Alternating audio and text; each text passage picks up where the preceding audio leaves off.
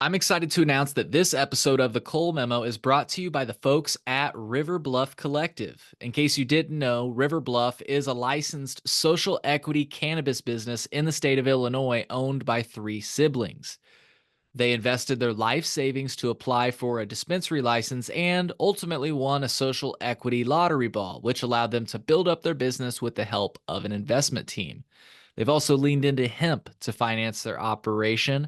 You can enjoy their amazing hemp derived products like edibles, tinctures, and beverages, which can be delivered straight to your door, absolutely legally, from riverbluffcollective.com. I've also thrown that link in the episode description for your convenience. Many of you might already know that the River Bluff Punch Pop is one of my absolute favorite cannabis products I have ever tried.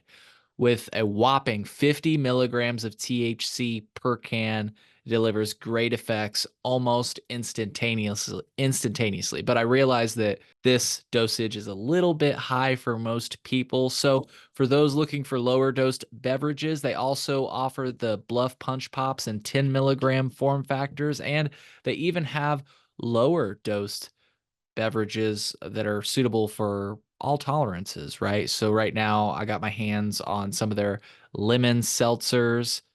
They've also got this strawberry acai lemonade seltzer, and there's just 4 milligrams of THC per can for both of these drinks.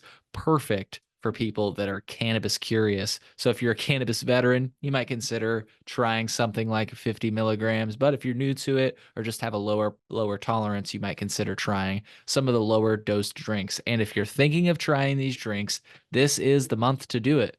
For the entire month of August 2024, you can enjoy a 40% discount on 4 packs of the 10 milligram or 50 milligram River Bluff sodas. No need for a discount code. The savings are automatically applied at checkout. So don't miss out. Explore their website at riverbluffcollective.com to find those amazing deals on these amazing products. Folks, you must be 21 plus to purchase, and please consume responsibly. I want to be very clear. These hemp-derived products are not sold in dispensaries. If you'd like to find a place to purchase them, once again, the best place to go is riverbluffcollective.com. But if you're really looking for it in store, at the bottom of riverbluffcollective.com, you'll find the store locator. And that's where you can find a River Bluff Collective store near you. Off the top of my head, I know there's one in East Dubuque, Illinois. So check that out. Have fun. Enjoy the products responsibly and enjoy this episode of The Cole Memo.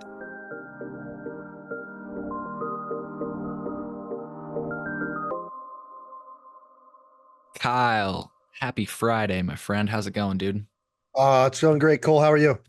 Great. Doing great. And I just was reminiscing the other day and realized before we got on the phone call that I believe I have a picture of you and I the first time we met. Let's take a look. I'm sharing it on my screen right now. Where were we at again? Was it the hideaway? The That high was that was the cellar cellar. The cellar. patio. That's yes. Yeah, that was during an SIU event. Yeah, and you know what was cool, what I thought was really cool about this is, this was a bar, so we were able to get the beverages that we wanted. But they also, said we were able to smoke cannabis out on the patio, which was something I had not had the experience of doing, let's just say with permission at a bar before. Carbondale is pretty cannabis friendly. I would say probably about 2018, the university began to endeavor in creating. This is on the Farm Bill side. Began saying, we really need to create curriculum and study the science behind this cultivar. And from there, the city really got behind that and basically said, and this is from one of the city council members, and I forget his name who said this, but they basically instructed people that a dog, not picking up your dog's mess on the sidewalk is a greater offense than smoking cannabis. And then kind of since then, it's been okay. Now, state law, obviously, you shouldn't be, there's certain rules and regulations there from a public perspective, but Carbondale seems to be very friendly towards it. Yeah. Yeah. And we won't be talking about this today, but I just had to mention it or kind of underline the point that you made before I have you tell us a little bit more about yourself. As you just said, the 2018 Farm Bill gave universities across the nation more access to the cannabis plant than ever before. And I think that, a lot of the conversation, which again, we won't necessarily be discussing today, is about those intoxicating cannabinoids and the public policy around it. But I don't feel like enough people are applauding the fact that like this 2018 Farm Bill gave colleges the access that they have now. It's really awesome. I mean, yeah, I'm actually sitting at the university now here at SIU. It when you start to look at the ag side of business, and SIU is typically an ag school, you're talking about a new cultivar with over 85 years of missing science and technology. What a huge opportunity, and while we talk about hemp, it's all the same thing. Cannabis, sativa, it's all the same thing. So when we get into the legal conversations of what is marijuana versus cannabis, it gets a little bit hairy. But us in the scientific community have a very clear understanding. It's all the same damn thing, you know. Right. Right. Well, hey, dude, we kind of just jumped right in. Why don't we back up for a second and Kyle, please introduce yourself to my audience. Tell us a little bit about yourself. Right. So my name is Kyle Baker. I'm one of the founders and CSOs of a company called Clean Theory. We specialize in deodorization and microbiology compliance issues in and around the cannabis industry. So, kind of a weird combination of botanist, microbiologist, and chemist. Heck yeah. And as always, folks, if you check out the show notes, I'll have information so that you can get connected with Kyle. So definitely check out the links in our show notes. Didn't mean to jump in there. Anything else you wanted to mention with regard to work that you do, or you want to jump right in, my friend? Yeah, let's jump right in. We get to work a lot with the university, a lot with different cannabis companies. Been doing it since 2017, gone back even a little bit further to 2014. So we've seen a lot of interesting things in the industry and kind of seen it grow and evolve and some great things and some not so great things. Absolutely. Absolutely. Yeah. And today we're going to be talking about cannabis testing, which there's a few different layers to that topic. We'll peel the onion in just a moment, but I want to remind folks really quick that you are listening to the Cole Memo. If you want to watch it, again, links are in the show notes so that you can do just that. We release every episode of the podcast in audio, video, and transcript form. So if you're unable to locate the episode description on whichever platform you're listening from, just take note of the episode number and visit thecolememo.com. From there, you can use the search functionality in our top right hand corner, search up Kyle Baker, and you'll find this episode, for example. And then, of course, you will also find any other links that we referenced during the episode, like the ones that I just mentioned, so that you can connect with Kyle. I just wanted to say really quick before we get started, if you're not listening to this episode of the Cole Memo on Patreon, you're listening to this episode a bit later than our patrons. You can become a patron at thecolememo.com/Patreon. It only costs $3 a month and it gives you immediate access to our episodes as they release. Another way to support us is at thecolememo.com/support. But one of the best ways to support us, folks, I really have to like emphasize is absolutely free. Subscribe to or just follow the show. Leave us a positive review if you're listening to us from a podcasting platform. Leave us a positive review. That helps a lot. Favorite the episode, give it a thumbs up, or just share it with your best friend. Your engagement and support is appreciated and helps this show to to find other listeners. And so, like I said, we'll be talking about cannabis testing today. And like you just mentioned, Kyle, just a little bit more plug for its clean theory, right? If people were to Google it. It's cleantheory.net if you wanted to go look for it. Cool. Yeah. I guess, like you had said earlier, that's kind of what you guys do. It's not just the testing at the end of the process. It's like the whole process, ensuring that it's like holistic, right? Yeah, yeah. The name kind of it was myself and my co-founder Christian. Oh, he actually came up with Clean Theory. We actually had different names and stuff before, and we rebranded. We were talking about germ theory when Louis Pasteur and kind of the history of how we figured out what microbes were prior to I think what was it 18. I'm gonna get my dates wrong. Late 1800s. Yeah. People used to think microbes were like from the ether. It was the vapor was coming, so it was like kind of those early discoveries, and germ theory really did a good job telling the story of what things are that made people sick and why things grew in certain ways.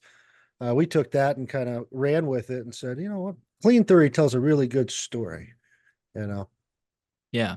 And one of the things that I liked, and I think this is the best point maybe to start kick off our conversation. Like I mentioned when we started the episode, there's a few layers to our conversation, so we'll dig into them. But one of the things I guess I wanted to start with regard to cannabis testing is the impression that it gives people, because some of the things that we'll be talking about are maybe some of the ways that we can improve cannabis testing, right? So I just wanted to start off with this phrase: third party independent lab testing. Yeah. Now, I had to think about this for a while. Like, how do I start off with this topic? And what I had to think about is, what did I think when I first heard that phrase? Like, what phrase popped in my head? And for some reason, like, what pops in my head when I hear third party independent testing is double blind. And maybe that's just a bad assumption for me, but I guess the reason I bring that up is because I think that's the same assumption people are jumping to. I don't mean to like just color everybody's beliefs, but when you hear third party independent, those seem like two really strong buzzwords that like make it seem like these entities are totally unrelated. Well, Um, I'm not bashing lab companies when I say this, but do you ever watch an infomercial and it said something like tested by a third party lab? And it has these outrageous claims, which oftentimes they're not real. yeah, That's kind of what I think about when I hear that. There's a bit of an origin story to why we have third party labs. And it started in 2014 with Colorado. Um, and when they were developing the regulation, they went to the state and they said, "Hey, we need to have testing." And the state said, no way, you know, we're not touching that with a 10-foot pole. And so that was kind of the beginning of, well, we have to do something. And that was the creation of the third party lab.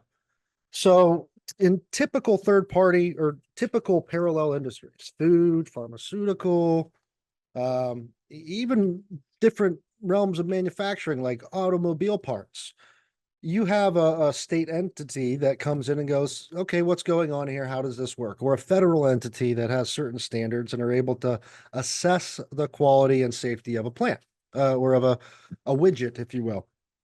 That's not the case in cannabis because it could not physically coexist with the legal structure that they had state to state. And when we look at regulation as a whole, so when we talk about EPA, state departments of ag, these are typical federal standards and regulation that the states adapt and what they call rubber stamp. So they say if what the Fed says we're going to do, we're going to do it. Again, Schedule 1 narcotic, no medical value. So those entities could not do that, which means that there were no standards, still are no standards to this day. Um, and the states literally made up third party testing. And then when you look at limits, microbial limits, oftentimes these are not necessarily based on really solid scientific findings.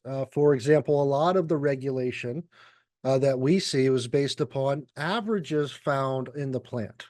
And think about that. So when we look at average microbes found in a plant, well, and then you make that the limit, that's a little bit different, don't you think? Yeah. yeah. So that's kind of the history of why we have this third party testing. I believe there are some states that are now going to begin to require state testing and create state labs. Do you have any speculation on why, like my guess, my speculative guess, why Colorado government was hesitant to test? Do you think it was like liability? It was such a new thing, and they didn't want to be like put a Colorado stamp of approval on it, and then Well, I I think you get into a lot of politics okay, when you start to get into the relationship between the state and federal government. hmm I know state departments of agriculture that are forced to work with their state legal recreation or medical cannabis systems that do not like cannabis, mm, and they make it very difficult. So, I think there's an air of politics involved with that commingling of those different programs. Yeah. And I guess just to highlight the point that I appreciate, by the way, the background on testing, because I wasn't aware, that some of this stuff, it makes sense that it started with Colorado, since that's kind of, where the adult use cannabis markets began in the United States. But one of the things I guess I was trying to highlight, is the idea that, yes, again, this third party independent lab testing makes it feel like some random agent's going to come in and take this random sample. And from what I can tell, from what I understand, nothing can be further from the truth. You shop for your lab. Maybe sometimes you pick the samples. um, That is the case. So, we're in Illinois here, but it's different mhm, in every state. right, So every state has little nuances. Some states the lab comes out and they select a sample or have a pre-selected sample. Or maybe you got a really good relationship with that lab and you go, you should take that piece over there, mhm, you know. And then others, you get to select your own samples and turn them in. And what we know about the microbiology of the plant is, you have different CFUs, different levels throughout the plant. And when we talk about batch testing, normally, we take a 1 gram sample, and depending on the state, that 1 gram can represent up to 20 pounds, sometimes right, up to 50 pounds. So, I don't know if you've ever seen 50 pounds of weed, but things can happen inside of it that might not be great, like mold, you know, when you put it in there, right. and you're curing it. So it's a little bit different. I don't necessarily know from a testing perspective if we've got it all right yet. I think that's part of discussions like this of, Yeah, saying, well, what is with this? How do we look at this better? yeah. Yeah, and like you say, we'll definitely be diving into that. I guess my last thought on this topic that I started with, you didn't say exactly like this, but this is the note that I take. Well, actually, you said something to the effect of, this is an industry where the client, just like any other industry, is going to pay the person they're, seeking services from for the best result. And what I wrote down is, capitalism is going to capitalism. um, Oh, what, any thoughts on that last note there? I mean, you're not wrong.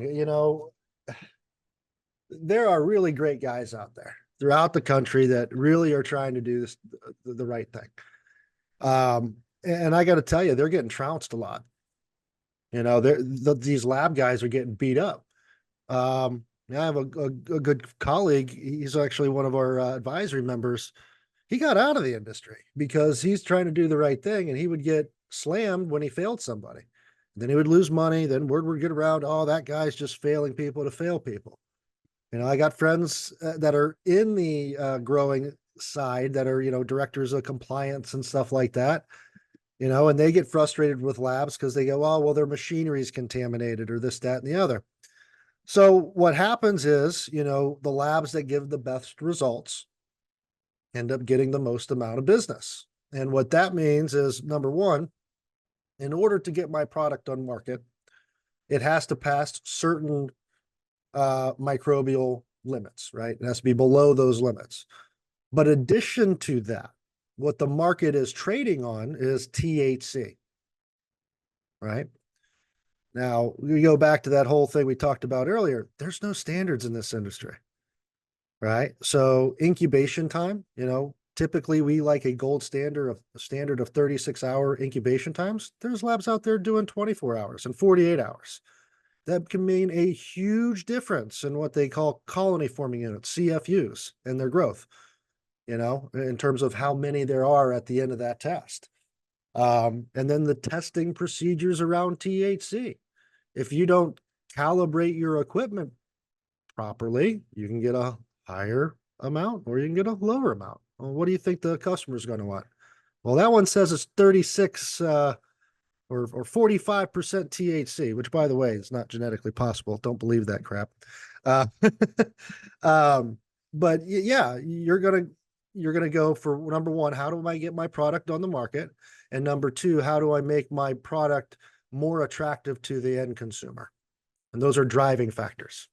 Yeah. And like you say, as of now, the way that people, I would say a majority of people, the way they shop is they go in and they ask the question, what is your highest testing I hate. flower? Right? It's just such a cliche, but it is true. I mean, you ask any bud tender and that's what they'll tell you. Oh, you need to go to like a wine store and just go up to them and Right. do your videos and be like, "What is the highest alcohol content wine you have here today?"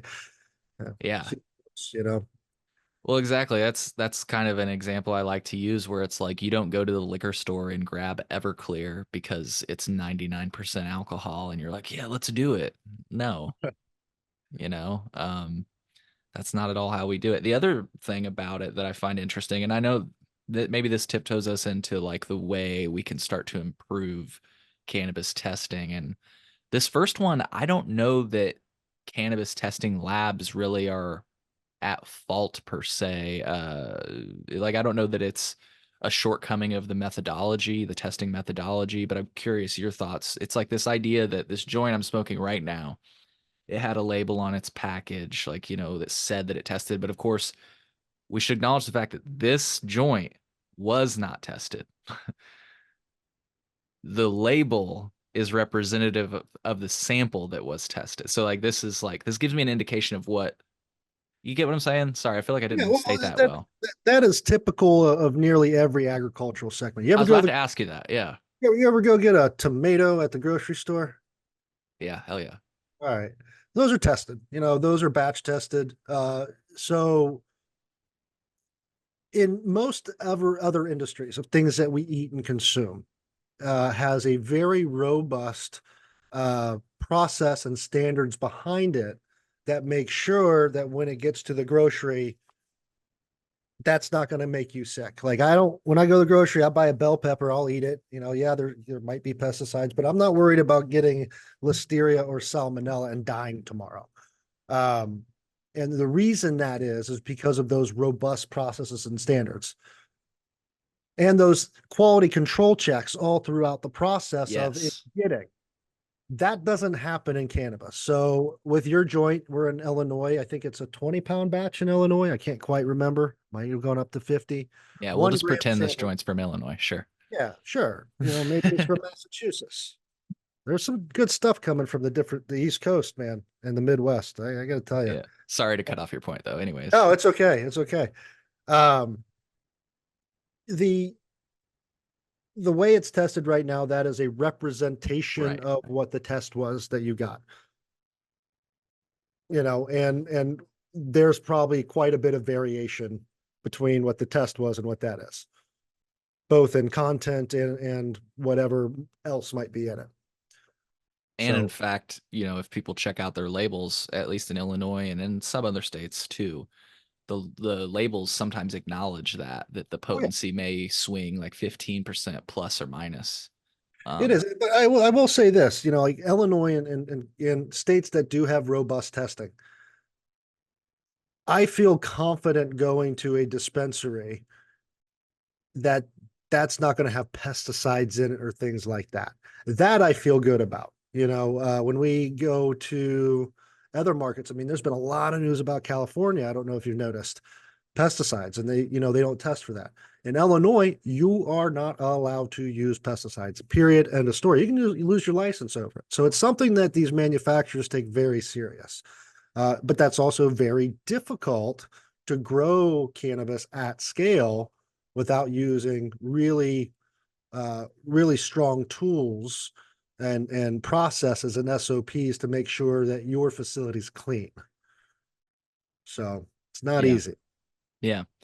Well, and I want to talk more about that in a moment, but one point you brought up that I was extremely excited to talk to you about when you just brought up the tomato example and compared it to cannabis. I don't know if people realize, like, I really wanted to underline what you just said, where cannabis is tested as the end product, but most of our other everyday products, there's like several tests throughout the life cycle. And of course, yes, an end test that's a representative of the batch. Oh my God. Yeah. So In food, let's talk about beer for a second, or, canned anything. You're distributing at a national level to hundreds and hundreds of thousands of people. If there is a problem, microbial issue, you can kill people, right? So the way that they prevent that is they have quality control checks at every part of the process of the creation of whatever's going into that can, the beer, the sanitation aspect of the can, checking the microbial limits, final product testing. It's robust. They have entire departments devoted to those processes so that at the end of the day, they don't hurt people. So why is that? Well, because when you kill somebody or hurt somebody or make them sick, it's very expensive. The government calls it statistical value of life. It always kind of gets back to money. It's very strange. Um, so if I hurt somebody in the food industry or the beverage industry, it could be criminal, it could be civil, right? In terms of penalties. And when we're talking about, $1 billion a year industries and servicing millions and millions of people throughout the country, if not the world, and I'm distributing those products, if I don't have those quality control checks in place, then my risk of hurting somebody is greater, right? So that's why that exists. It's a risk management strategy, and the cost of those systems are far less than what it would cost if you hurt somebody. Yeah. And I guess the point of the system that I thought was really fascinating, I think I tuned in to like maybe something you, and this is how we ultimately line this up. We'd been talking about it in the podcast for a while, but I joined like a event you had for Clean Theory where you were talking through some of the things that you did, and you talk about how like you almost replicate what you just spoke about. And I guess the point I'm trying to make, not just to make a Clean Theory pitch, I just brought that up because that's how I learned about this concept, right? To like underline like the other tests that happen. I think you mentioned like air quality. Like I get the point I'm trying to make, the compare and contrast is cannabis, the end product is tested. But there are, from what I understand and what you explained, there are several other tests that really should be happening at these facilities and on the products. Can you talk a bit more about that? Well, yeah. So, like, when we're looking at specifically indoor agriculture, Right. right? What we're really trying to do is replicate the outdoors, which, by the way, is stupid hard, Hmm. right? And we've done really amazing things from an engineering perspective and lighting and environmental control systems, but there's a whole nother world that we can't see. And outside, like literally outside, we have this whole system of checks and balances, competitive exclusion and predators and prey. It's a war out there that we can't even see. And what happens on the inside, well, we've done all these fun engineering things. This is a part of the stuff that we don't see. So things like irrigation systems, right? That feed the plant on a daily basis. We've got pipes and nutrients and all kinds of water activity. Inside of that is a place we don't even see. So there's biofilms and bacterias and different molds, and that can lead to downstream issues like fusarium and pythium. So if we don't test those things regularly, I could be growing my plant, everything going great, and then the next day, all my plants are brown. Well, what happened? Oh, well, that's fusarium, and that your plants are done. So have fun. So like tests like that also benefit the product from a revenue perspective. You need to protect it. Um, a lot of facilities use HVAC systems, right? So you got airflow, massive amounts of airflow moving through, trying to condition that space. Well, just like our houses, we have filters and filtration and intercoolers. Couple that with high organic loads, a lot of stuff grows on it. And there are going to be some nasty stuff that grows on it. We've had deaths in cannabis as a direct relationship to, different endotoxins and mycotoxins that people are allergic to. That has to do with air quality. That's a direct representation to the environment that the plant's in. If it's not on point, you're going to have downstream issues, botrytis or powdery mildew, aspergillus, and the list goes on and on and on. So yeah, there's this deep relationship of the environment and the ability to keep it as clean as possible, not sterile, but sanitary, I think is the right word to use, that makes sure that the plant itself is healthy. And also, more importantly, that the people. In our tenure so far in this industry, and I've been saying this for years, we will see. You ever see the mesothelioma commercials? Yeah. We're going to see that in cannabis. I promise you. With COPD, they call it um, grower's cough, or cultivator's cough. Mm. That's a real thing. People are getting COPD and histoplasmosis, pulmonary aspergillosis. They're having lung issues. It's because the environment that they've been working in for a long time is not conducive to humans being in it. It has mold and bacteria and things that are not being addressed. It's a huge problem. Huge problem. When we were doing our early tests, this is probably 4 or 5 years ago now, we were tracking particulate matter, and particulates measured in different segments, PM10 to PM2.5 and then below. PM10, larger particulate matters. PM2.5 is really problematic. Those are the things that can like bypass our natural protection components in our body. But we were trying to establish, what percentage of that mass, those particulate matters, was biological. We came up with 18%. But an interesting thing that we found out was this. There's an entity called ASHRAE, and ASHRAE sets standards for air quality. The air quality in cannabis was rated as light industrial. It turned out to be the same as poultry barns. That's insane. Yeah. You only know till you know. So, Yeah, go ahead. no, no, no. It's these little interesting nuance things that you don't see, Yeah, you know, once you begin to understand, oh, well, yeah, we need better filtration. That you go, that really matters. right.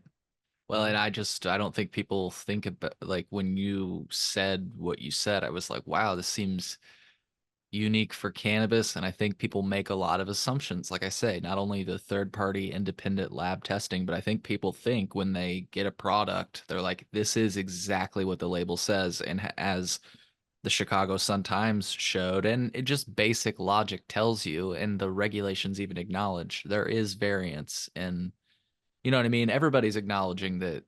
So, but I'm just saying these people make this assumption, and one of the points you just made, I think a lot of people might assume that, part of the regulations are you must have like clean air filtration systems and stuff. And it's like, I don't know that state regulators are going in there with like an air meter and like testing air. I think they're literally just testing your end batch. That's correct. That's And correct. And a growing, I don't want to call it a problem, but a growing loophole is this concept of remediation, right, which when we look at the market, there's a lot of products out there that have been remediated. And we kind of use that as a bad word. It doesn't have to be, but a lot of times the way these manufacturers are using remediation technologies, and there's all kinds of different ones, and which one you choose matters as well. Um, the consumer doesn't know. So if I go to the grocery store, if I buy something that's irradiated, for example, or remediated, it has to be labeled. right, It doesn't exist in cannabis, right, right? So what they can do is they can cover up problems way back in the supply chain. So the customer has no idea. It's kind of like going to the grocery store and going to the bread aisle and picking up a loaf of bread, and right. what if there was mold growing all over that before, but oh, we killed it. We didn't store it properly, we didn't cure it properly. It had mold all over, but we put it in a machine, and now it's fine. So you're good to go.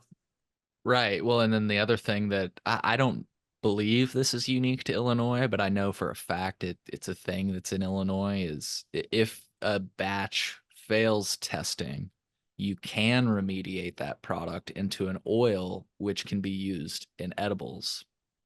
Yeah. So again, different regulations, different states. Sure. There's states that you you cannot sell a remediated product. So what they do is they put it through a remediation process before they send it to testing, Yeah. and they get around it that way. Pennsylvania, I believe, is an example of a state that if it fails, that product can only be used for a topical, but not an edible. Mm, Um, I will say this: you're if a product fails testing, and we call this concept called diversion, right? And that is a concept that's used in apples and oranges. My pun there, but there are ugly apples and ugly oranges. They exist. When we go to the grocery store, we get the best looking ones. Believe it or not, a lot more ugly, and they don't sell them to us. And they go to make things like juices and different fruit purees, right? So that is diversion, right? And that exists in cannabis. So if there's a problem with cannabis, what maybe it doesn't meet a certain standard, or it's B bud or C bud, they might choose to send that to an extraction method. And there's all kinds of different extraction methods. But generally speaking, that method of extracting the cannabinoids from the plant destroys anything that would be harmful for us as humans. And I think that is a completely acceptable thing. But you want to limit that as a manufacturer. You don't want to do diversion all the time. It means you're sure. losing money. Yeah.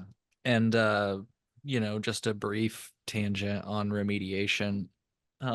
Like, do you think there are any health concerns? Like, I've seen in other states, but before you answer that question, I've seen in other states they've introduced or even like pondered the idea of requiring cannabis to be labeled if it's been remediated. And I've seen some of these remediation companies lobby against that, saying it would confuse consumers.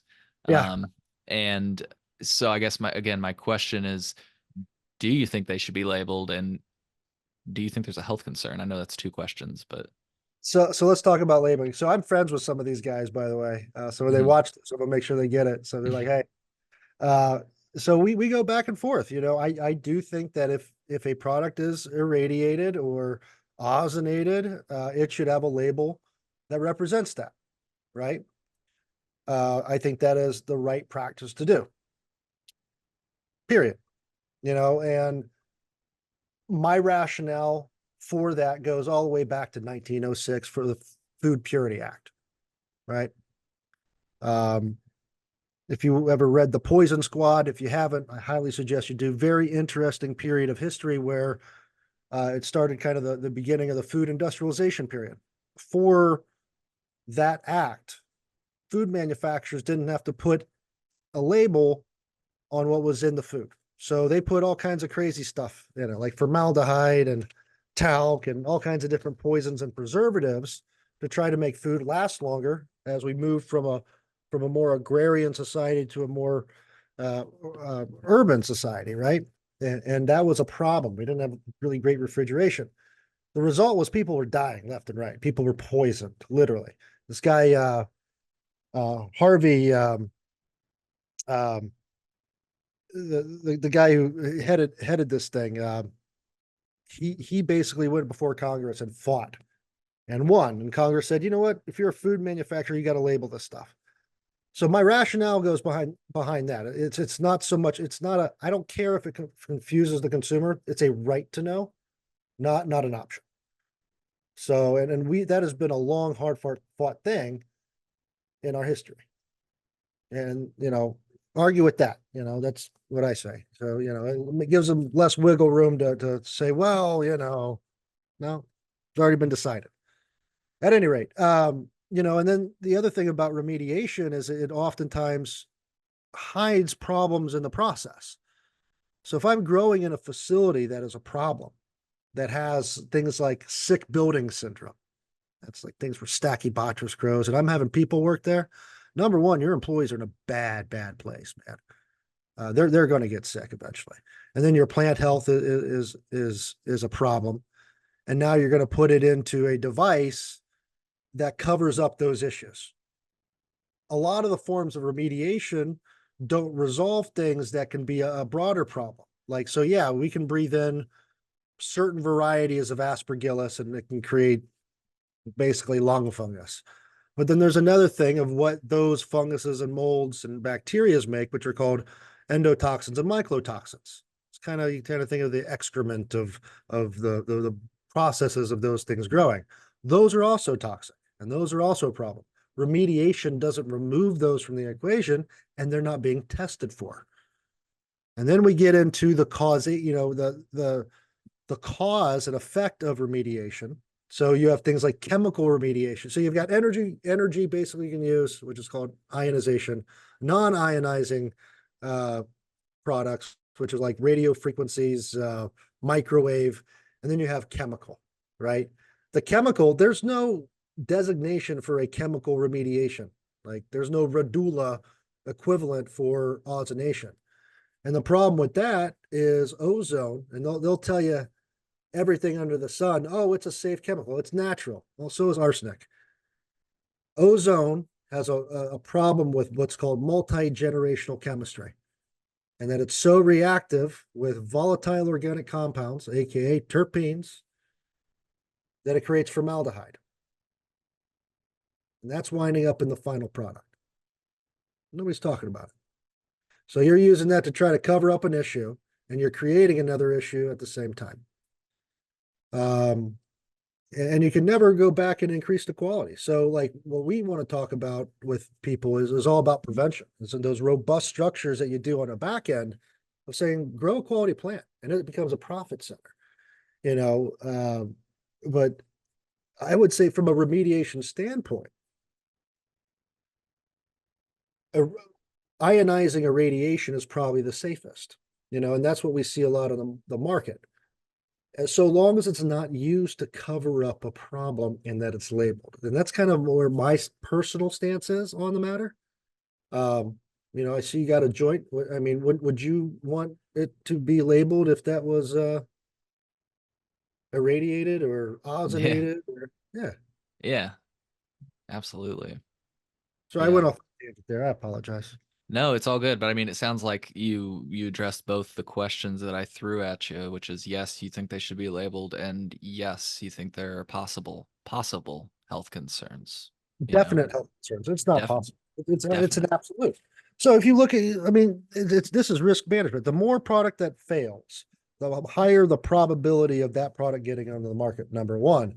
Number two is that the more product that is bioburdened, and I have to put through a process to correct that issue, the higher probability that other things are going to happen. So if I'm ozonating, I'm using ozone, there's a high probability I'm creating formaldehyde somewhere in that process. It's getting packaged and it's going to stay in that package until it's opened. And it's not to say it can't go away eventually. We use different types of derivatives of formaldehyde all the time in food, like formalin, for example. Irradiation is probably one of the safest. Like you can look this up with the World Health Organization, but again, label it. And then things like microwaving, it definitely destroys the terpenes and it heats it up, changes the profile of it. Like there's when you remediate, you can never improve quality. You're not improving quality. It's always decreasing. You can never go back in time and increase quality. It happens at the beginning. Right, right. You can't bring it back, and yeah, it's thank you for addressing the topic of remediation because I don't even think a lot of people are aware of it, but I definitely wasn't aware of the definite safety concerns because it's funny, usually people when people talk about the black market or the traditional market, if you will, they will say things like if you get the vapes, they're going to have formaldehyde in it. And maybe that's been true in some anecdotal cases. I don't know, but it's just crazy that you just pointed out a case where it's like, I mean, I've had companies on this show that do ozonation, you know what I mean? So it's like to know that about the technology is it's pretty crazy. They So, probably don't even know. They're not told. yeah. That's Well, one I of will the tell you that one thing, I'm not going to name the company's name because it was obviously an allegation, but there was a situation apparently where one of those machines broke at an Illinois cultivation center and it was like leaking the gas into the room and like a lot of people like suffered health consequences as a result. oh, I mean, you need that's a funny thing. They say it's not a chemical. Um, yeah, the it is a powerful oxidant. It's a carcinogen, and it can lead to scarification of the lungs. So when you're talking about like what we deal with a lot is industrial hygiene and what we call the hierarchy of controls. So you're always trying to eliminate variables that harm people at the end of the day Mhm. while still maintaining efficacy. Ozone is up there on the danger side when you're using it at concentrations that when you breathe in, it's going to be a problem. And the problem is this: when they're using ozone, if it is above a level to kill microbes, it is above the OSHA limit that is safe for people. If it is below the OSHA limit that is safe for people, it is ineffective for microbes. So pick one. What do you want? Hmm. Right? Wow, Yeah. that's scary. Well, Terrifying. And they put machines inside of these facilities and they make all kinds of fancy names up in marketing for it. Maybe it's an ROS, a reactive oxygen species. Ooh. right. Well, and I've even noticed Trioxidane. But I'll I'll keep it at this because I think this would, I don't care to people can figure it out. But I've even noticed people move away from the word remediation. They're calling it other things now. Um, I got to know this. I might as well say it. It's fine because like this is what we're about to get into anyway, so maybe it's a good segue. Um, as you mentioned, it's kind of a good segue to a similar topic. But as you mentioned, there's a lot of people that do these topics. I mean, there's a reason that these companies that offer these technologies are as successful as they are. It's because a lot of these big companies need it. And so after a Chicago Sun-Times investigation, what I've heard a lot of these companies have incorporated is instead of remediating, they do what's called a kill step. It's still remediation. They just remediate it before they send it to testing Yeah. in order to ensure they pass testing, right? Yeah. So That's that's what I meant. Yeah. yeah, the kill step. I've had some discussions with some colleagues about that. No, okay, so a kill step is an inline process that is meant to kill, right? But again, the quality control checks behind it, if it already failed testing. So if Well, you what were I'm to saying is what I don't apologize for cutting off, but I meant they do it to guarantee they pass testing because the oh, standards are yeah. just so hard to comply with, Well, and in that so and in that case, a kill step is so if I am doing the things I need to do to reduce my CFUs, and let's say I would pass testing if I didn't need to do a final kill step, Mhm. but I want to create an assurance to make sure, okay, fine, that's a kill step. That's a kill step because what you're doing is you're not spending a lot of time in the remediation portion. And I'll do this by way of example because I know exactly what you're talking about now. Typically, what we see from a testing perspective, regardless of the CFU count, colony forming units, is that they are so high that they have to spend lots and lots of time inside of these remediation devices. Sometimes up to 9 hours, sometimes up to 36 hours. Long time for them to be effective to get what they call an ND, a non detect. When that happens, number one, from a business perspective, it creates what's called a bottleneck. So I can't get my product out. But more importantly, what that means is that there is such a high level of bioburden that would have never passed test, right? The way that it's considered a kill step is that when I'm going through, I started as a seed, I moved through my vegetative state and my flower, I'm into harvest, cure, and I were to test. And at that point, I'm below the thresholds already.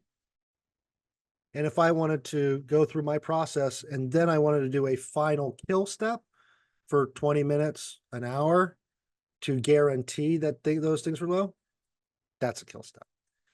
The problem is, once again, we do not have standards to clearly delineate what is a kill step and what is remediation. So there's a lot of marketing latitude that is given to these different things. Yeah. And one of the points that really helps us do this transition that you just brought up, and we've brought up a few different times in case people didn't know, what are CFUGs? It's colony forming units per gram or something like that, right? CFUs. So whenever we see a CFU, that Hmm. means a colony forming unit. So typically what we'll see it is written as is CFU/G, Mm, colony forming units per gram. gotcha. Yeah, and I referenced the Chicago Sun-Times investigation earlier. I'll have it linked in our show notes, and I also sat down, folks that are listening, with the people that were behind this investigation on the podcast way back in the day. So if you want to hear, if you don't want to read the article, you can listen to them tell the story about how they wrote the articles. In one of the articles, they list the testing standards for Illinois and how they compare to other states. And I thought this would be an important point to highlight, and this kind of opens us up to this next topic. So maybe we're not covering all of our bases, but at least for yeast and mold, Illinois, it looks like it allows up to 1,000 CFUG. Let me zoom in here a little bit so that it's readable for everybody. Michigan allows more, total yeast and mold up to 100,000 CFUG. So in other words, if I'm not mistaken, Illinois allows for a tenth of what Michigan allows. Am I doing the math right? We'll do the math. Um, and then in California, at least at the time of this writing, there were no testing requirements for total yeast and mold. Connecticut recently increased their limit again at the time of that writing. This was in 2021. Um, Anything to add before I ask the question that I actually already asked you? It's my questions about home grow and ideal product. Well, But any thoughts before we move on to that, like just about the yeah. standards as they stand? So one of the problems I believe with testing as a whole is when we look at one, we talked about earlier, how this whole thing came to be. We're talking about a plant. Really, what we're talking about is farming, and it is not a sterile condition situation. Right now, we don't differentiate between good bugs and bad bugs. When I say bugs, I don't mean insects. I hate those things. I'm talking about microbes here, right? So we clump everything into a collective basket, if we will, when we're conducting these tests. But there's other concepts out there, even supported by the EPA, that use concepts of what's called competitive exclusion, right? So, and this is related to home grow too, because you can use this stuff for home grow and it's great. Things like Bacillus subtilis, lactic bacteria. You ever had cheese, Cole? Yeah, me Yeah. too. Yeah. So bacteria is used to make that stuff, right? It doesn't hurt us. It's actually beneficial to our bodies. There's a synergistic relationship. And in commercial cannabis across this country, we can't use those amazing biological entities to prevent things like powdery mildew and botrytis through these mechanisms called, again, competitive exclusion, or will fail test. So it pushes the envelope of these producers to do things that they probably wouldn't otherwise do. Maybe they are, you know, are trying to create a kill step, and to prevent certain things. And the testing, again, back to the testing, it's just, it doesn't differentiate between good and bad. And that, I think, is a big problem when we start to look at the scalability of the industry and how do we make it better and safer for humans. Yeah, and that was sort of my point in bringing this up. It's like, a lot of people will bounty about the fact that, as we just pointed out, Illinois, technically speaking, does have stricter standards than most of those other states. And in fact, I think some people say the strictest in the nation. Um, but that, like you said, strictest doesn't mean best outcomes. Um, I have a clip that I wanted to share, but it looks like maybe you might be, are you pulling something up or anything? Yeah, I'm It looks like sending maybe that you triggered. There's a company called Medicinal Genomics. They have the microbial testing regulation by state. It's a good resource. Sweet, sweet. I will put that into the show notes, but if people are watching and want to see what we're talking about so that they can Google it, here it is on my screen. Cannabis microbial testing regulations by state. So yeah, oh nice. This is a comparison between all of the different testing. Oh, nice. This is so cool. So you can sort folks if you're watching. I'm this little sidebar. I can change the type of testing. So for like E. coli, looks like Illinois doesn't even have, according to this, It's zero limit, zero. You oh, know, zero limit. Gotcha. But like for salmonella, it looks like we've got a non-detect. non-detect. This is really cool. So if folks want to, here's the, no, this isn't what we were talking about earlier. This is what we were talking about earlier. 1,000. And as the report said, Michigan has 10 or 100,000, right? And this is for total yeast and mold. Were you saying something, Kyle? No, I was just watching what you're doing here. It's just interesting. Yeah, super cool. Super cool. So, like I said, I really am glad you kind of led off with that point because that was kind of the point that I was about to make before I transitioned to home grow, which is that it doesn't seem that strict equals better.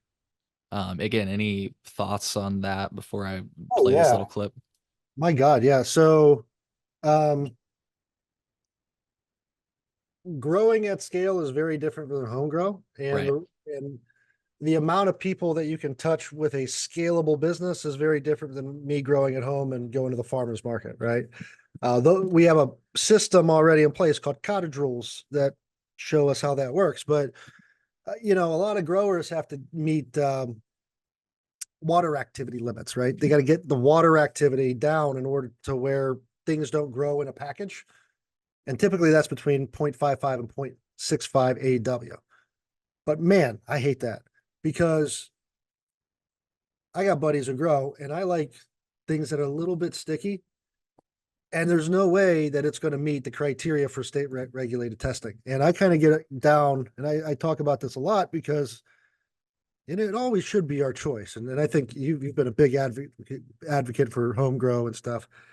But you ever go to the restaurant and get a steak, and you ever order one rare? Right.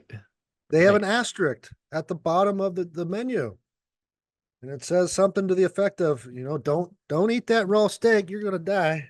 yeah, I mean, I got Your choice. eggs the other day. I Right, got eggs over easy the other day, and it makes the point that, if you kind of get them cooked that way, you're risking it. right.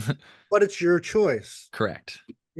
So like home grow, and small batch cannabis, I think that we need to look at a different standard, a different cottage rule for those. You know, maybe, really good cannabis is refrigerated and we find that shelf stability, it goes in the fridge. Okay, we'll just put it on there or whatever. Yeah. And But you jumped right to the point that I was going to make, which is that it seems like the fact that Illinois is a CPG, a consumer packaged goods state. In other words, I'm not saying there was actually a post that went viral on LinkedIn the other day. Whoever made this post, they did a good job in terms of like it's always about that first line. You got to like trigger people on like both sides. And this guy did great. He basically said like attention, cannabis is CPG. And so it triggers people on both sides of that debate to be like, yes, it is, and no, it isn't. And I take a nuanced stance where it's like some of it can be edibles, for example, vapes, topicals, CPG, do it up. But flower, I'm not saying it can't be CPG. I'm saying that everybody agrees fresh veggies are better than canned veggies. I'm not saying you can't have canned veggies. I'm not saying you can't do canned veggies. You get my point. Yeah. yeah, I mean, it's like saying that we can only have little Debbie, you know, cupcakes and, the hell with that baker down the road that made the delicious, handmade one. No, it's growing at scale is different than growing in a boutique way. Yep. Heck, even winemaking, you know, Right. what's the concept? Terroir, in different areas, in different characteristics. The guy that we're in Southern Illinois is going to grow, maybe he grows it outside. It's going to be Mhm. different than when they grow it up in Chicago or in Humboldt. Or if you grow it indoors, he's got a different strain, different nutrient. There's so many different variations, and to say that it only can be grown by, inside under these conditions, it's a plant. So Exactly. Yeah. Well said. Well sorry. said. No, no, it's totally. I would let you go. You can go on, honestly. Um, it's like you're preaching to the choir here, dude. And that's like I said, I want to acknowledge that point before I go any further, which is that it's like almost somebody said this to me once. I told them like I'm an idiot. I don't know what the hell I'm doing. I still don't know what the hell I'm doing. But my first grow ever and my latest grow, it's all better than anything I've ever tried at a dispensary. And I still acknowledge I don't know what the hell I'm doing. And the question begs, if these are licensed professionals, why am I able to grow? And then but what people tell, and I wanted to acknowledge this point really quick that you just made. They said, well, of course, Cole, you're tending to like maximum of 5 plants and you're giving them the love and the respect they deserve versus Yeah. somebody else that's doing this at a commercial scale that has to apply commercial techniques. Of course, Cole, you have better flower. And I'm like, all right, yeah, fair enough. But The guys I know that grow at scale, from a national level all the way down to a state level, they're great growers at scale. But man, you go to their gardens, totally different story. And they'll tell you, like, oh, I can spend time. Well, they don't have yeah, time to do it anymore, but sure. it's a totally different scenario. It's a great book called The $64 Tomato. It's kind of fun to read. That's funny. But the point I was going to make, and what little I have learned about growing cannabis, it's actually given me a lot of empathy for these licensed growers that are growing at a massive scale. And I know that might sound like surprising, but like now that I know the correct processes, I'm like, I have trouble doing it with 5 plants. How would I do it with what is it, 200,000 square feet or whatever they have? Well, I think it's whatever it is. The point is, even 14,000, like if that was the maximum I It's a could do lot, with the man. crap, it's a lot. So my thing is, because it's all even like just trimming 5 plants, like that is a almost a day long affair if you do it right. You let those plants get good and big. Like it's a long process, and then you've got a week of drying, hopefully low and slow. Then you've got curing. I just don't even feel like cannabis cultivators are curing at all, to be honest. They're I they're don't. trying to accelerate the process for Right. sure.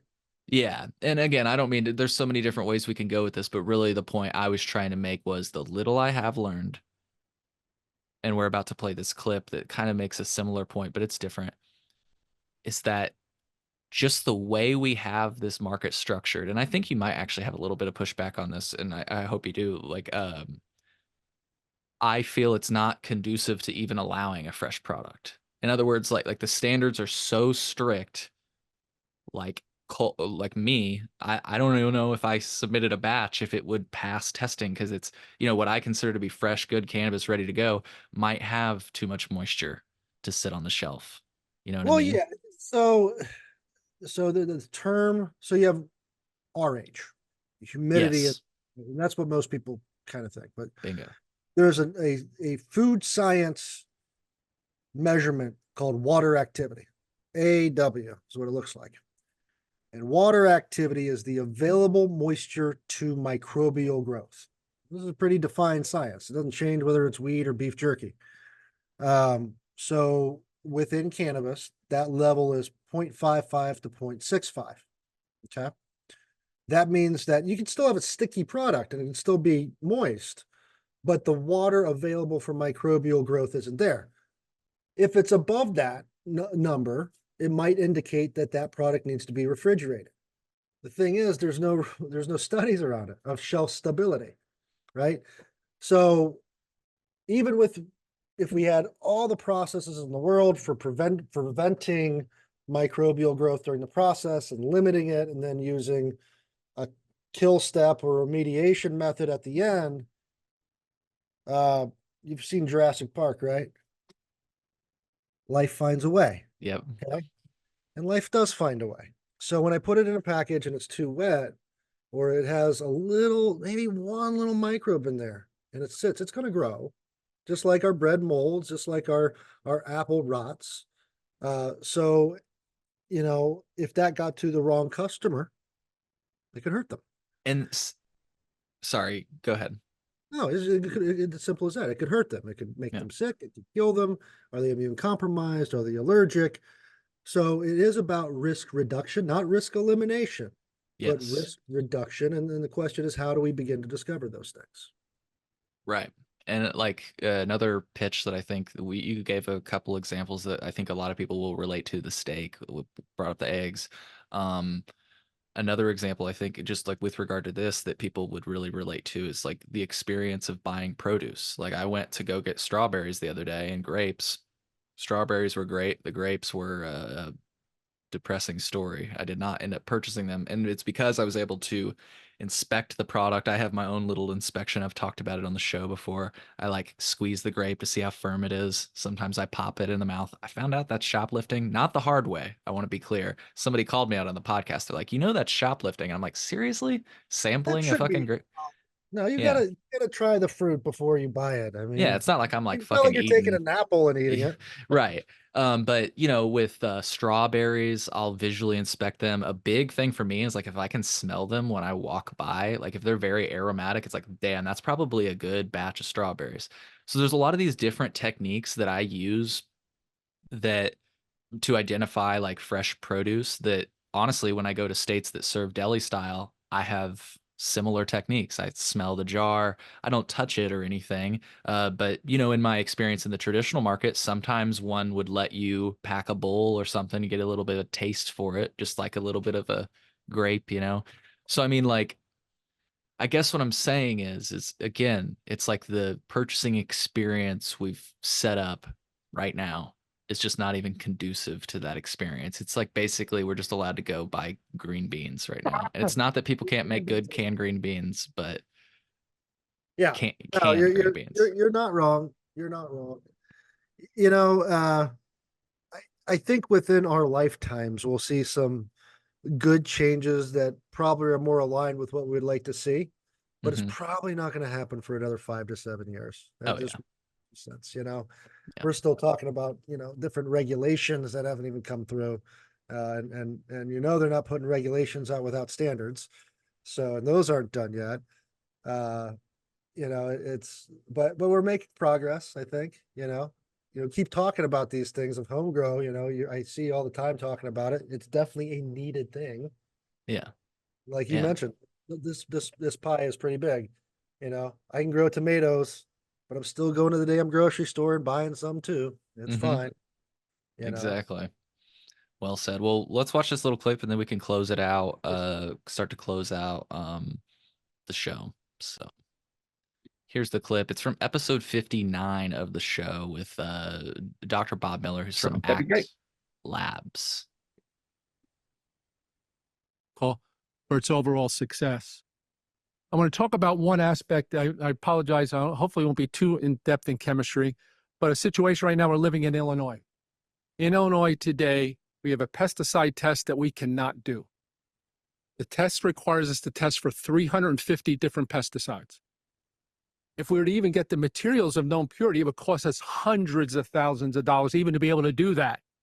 But what it makes it worse is it says the specification should be the tightest specification of any product that would have that pesticide. So, for example, we're having arguments right now having a pesticide and we're using a specification of what's in cheap because the way the regulation is written, you have to test for 350 and the criteria you have to use is the tightest of all specs for all types of foodstuffs. So the absurdity of that situation is just paramount. What's it driving? Non-compliance. No, since none of us can actually do the test, every laboratory is doing something different. Many of them are not even doing the test. So with the intention of creating the most stringent criteria actually caused the opposite. It actually is causing non-compliance. So really important about regulations. So, Heck uh, yeah. just an interesting point, that, It's not uh, wrong. yeah. And like, I guess just to close out that loop that we're on, again, people say that Illinois has the strictest standards in the nation with regard to cannabis testing. That doesn't necessarily equal good, it seems. And like sometimes people will say, well, okay, look how many recalls are in Michigan. You want to talk about comparisons? How many recalls are in Illinois? Well, guess what? One of the findings, and you can again check out the show notes, folks, in the Chicago Sun Times. The state of Illinois protects operators again from issuing. They don't have to issue a refund, or sorry, a recall. I'm stumbling with my words, probably because I'm on my third joint. But you get what I'm saying here. Like, you Well, well, can't prove something you don't have data. Like, so if you're trying to make that case, what I just laid out, if you're trying to say, well, Michigan has so many more recalls, it's like, well, you can't actually say that confidently because we don't know the number of recalls in Illinois. so a little known thing, and this happens all over in every state. Whenever there's a problem that's found, generally speaking, like say at the dispensary, they'll send their guys out to go pick up the product from the store and say nothing. Not a bad game plan. Well, but that doesn't account for things that were sold. So in a typical Right. recall situation, if there's an Oh, actual problem, there's a public recall, right? yeah. And I want to be clear. I was saying that comedically. I wasn't like, No, I oh, hear that's you. good. But that's a common practice, Hmm. and it's just it speaks to the newness of our industry and the political garbage. Let's just call it what it is, that dictates regulations that don't make sense. And then a lot of times it's a case of the law leading science and not science leading law. Yeah. Yeah, that's crazy. You just said it right there, because that's like the whole conversation about hemp, basically. We won't get into that, but that's basic. You just put that in a bottle. Like it's the law is sort of arbitrary because as you acknowledged, I think earlier, you've got cannabis, then there's the legal term hemp, and then there's the legal term marijuana, and they're just arbitrary terms. It's all cannabis sativa L, right? Is that what you said earlier? Yeah. So Yep. anyways, well, we covered a lot of ground today. Kyle, I want to thank you for your time, and I think we should do this again, maybe in Carbondale after some Quattros, because it's been a while. Let's do it. Come down to SIU, get some of the guys out, and we'll go revisit the porch or the cellar, the Yeah, patio. that would be lovely. And I guess just wanted to ask you before you go, was there anything that we didn't cover today that you specifically wanted to mention before we go, or Uh, good to close her out? we're good to close out, man. It was great talking to you, and let's do it again. It's always fun. Cool. So once again, it's cleantheory.net, right? Theory.net. That'll be in the show notes, folks. Kyle, thank you again. I really enjoyed my time with you. And folks, I hope you found as much value in this conversation as I did. See you on the next one. Take care, everybody.